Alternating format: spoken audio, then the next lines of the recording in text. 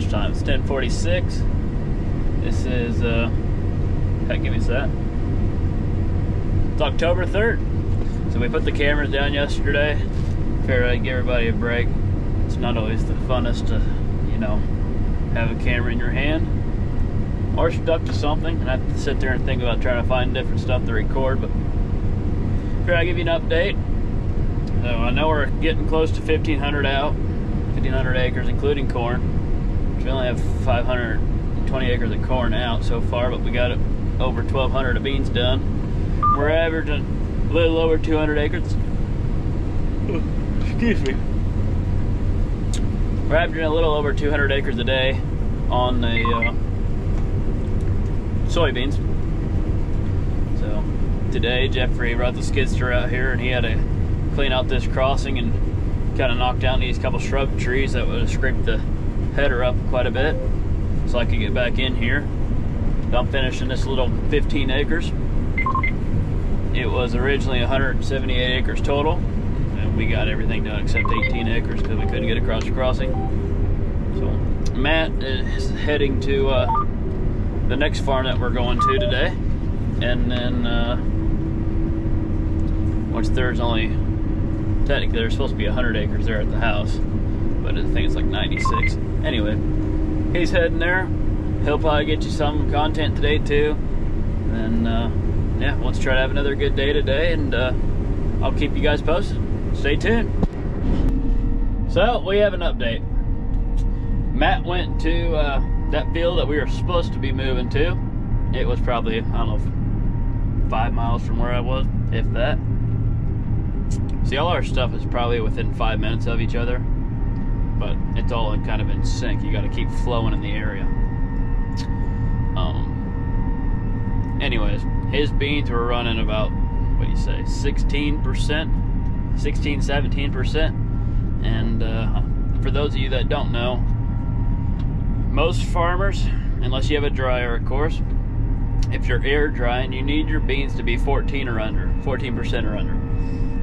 Most people like that 13%, anywhere from that 11 to 13, where they still hold some of their moisture and weight. And then on corn, of course, you need it to be 15%. Most farmers will take it around that 17 to 20%, so it also still holds moisture. Anyways, so I went to go get my phone about a week and a half ago. My speaker blown out of it, so I just traded it in. I was up for an upgrade anyways, there was a farm down home. It's like 160 acres. Of course, we got another couple hundred acres around there too, that I remember it was kind of brown land. Now it's been a week and a half ago, and a lot has changed in a week and a half. So my guess is those fields are ready. We want to stay on beans. So I'm moving the combine about halfway between that farm and the cornfield that's out where Matt's at right now. Matt's close to a cornfield out there. And then I'm gonna hurry up and we're gonna run back home and check the bean fields that are down home. And if they're ready, we'll all load up and we'll move all the way back home. And if they're not, then I'm gonna take a gravel road that's in the middle right here, which is a shortcut to him anyways. And then, yeah, we'll hop right back on corn out there next to him. So we're out here checking a field down close to home, about 160 something acres. It's supposed to be 160 on the dot, I think 164. You can see the green on here. Now I see that too, but technically these will blend. Most of the majority of the field, which is over there, are mostly brown. So even with a little bit of green, they'll still technically probably be ready, as long as they crack. If that's what you want to hear.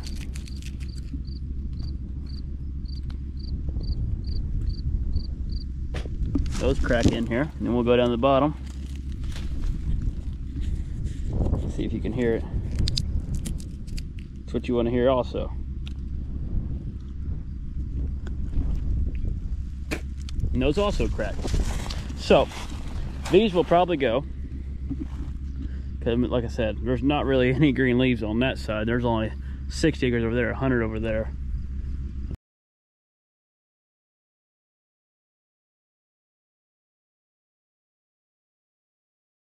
Buddy, this is Tuesday.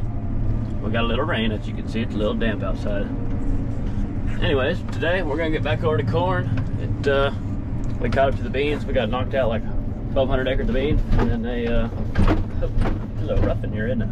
Knocked out 1,200 acres of beans, and then we caught up to the little bit wetter stuff.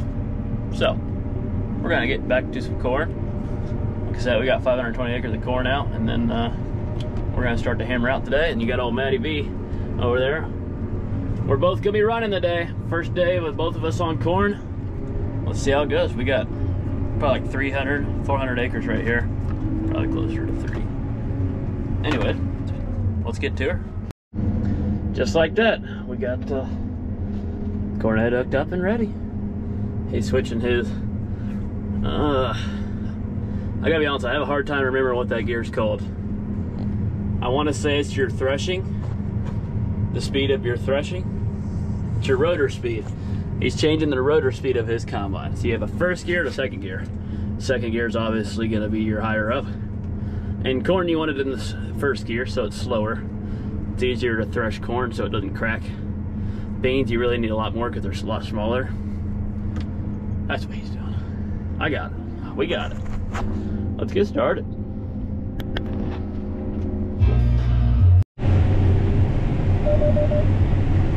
So we switched to corn. Beans were too wet. I have to buy my track real quick. Jake's in the grain cart, knocking the rust off. He's never been in it for a minute. He's trying to figure it out. Beans we're running pretty dry, and then we ran into some 17-20% beans, so we kind of just went back to farm. And so far, we're chucking along.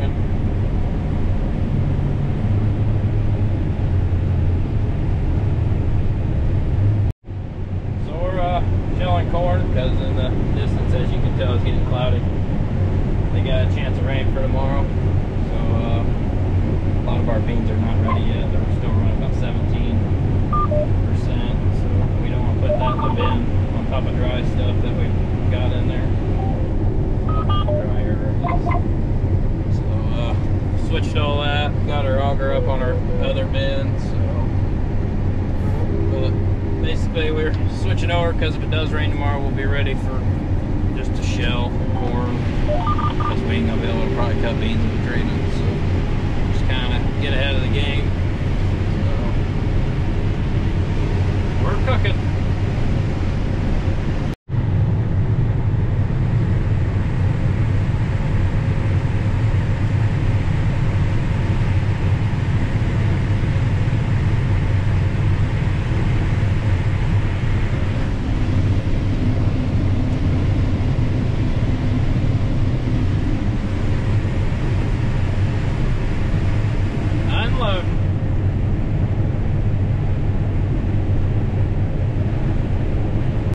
Well, we got, heck, I don't know. I got 16 acres done. He's got probably the exact same amount, about 32 total. Finished this little farm. We got a little bit left up here in the middle, which is usually the best. And we got to hop across the road and knock out a little bit of other stuff. Then we got 180 acres over here behind me. It looks pretty good.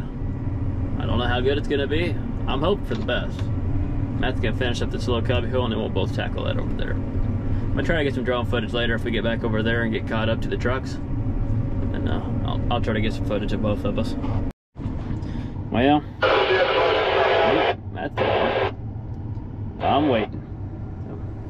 We're full. Pretty good sample. Matt's coming in behind me over here somewhere. Corn's not doing too bad over here. Figured I might as well just prop my feet up and stretch them a little bit. That's kind of where we're at today. Just waiting. Well, we're running. That's how we kind of get her done. It's going a little short, but it's not doing too bad. Not doing too bad at all. This is how we usually pick off the corn. You know, our corn planter is 24 rows around. He's got a 12 row, I got a 12 row. We just follow each other around, knock off what a planter would do. No split rows, don't have to worry about nothing, and honestly goes by twice as fast. Get it? It's because there's another combine with the corn in. That's kind of what we're up to. We're picking a little 40-acre patch on our way back to a little bit south. Literally just across the gravel. It's a I want to say it's like 130 acres. I don't truly know. But then there's another 80-acre patch. So roughly there's gonna be 200 acres across the road. And then we might switch back to beans here in another couple days just to knock out what's around this area. They were close, we just don't know how close they was, and we were already on corn, so why not stick to corn and get the bins filled? That's how we get her done. Just we follow each other. Works pretty well.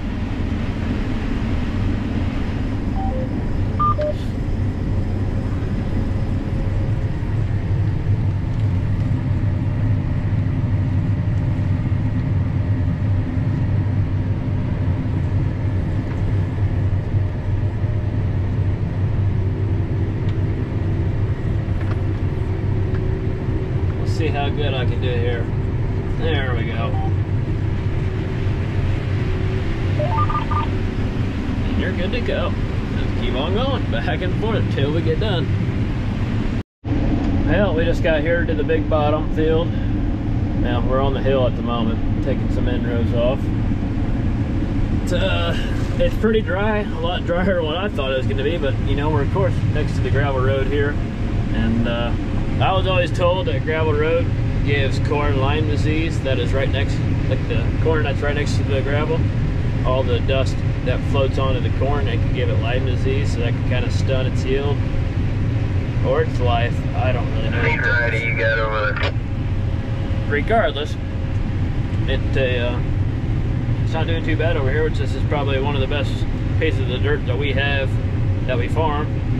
We hang on a second, man. Well, we take good care of all the properties that we farm, but you know, you can't quite put good dirt on every piece of land. Okay, you can only put so much fertilizer into the soils to make it as good as it can get. But at the end of the day, this is where we're at. We go all the way down.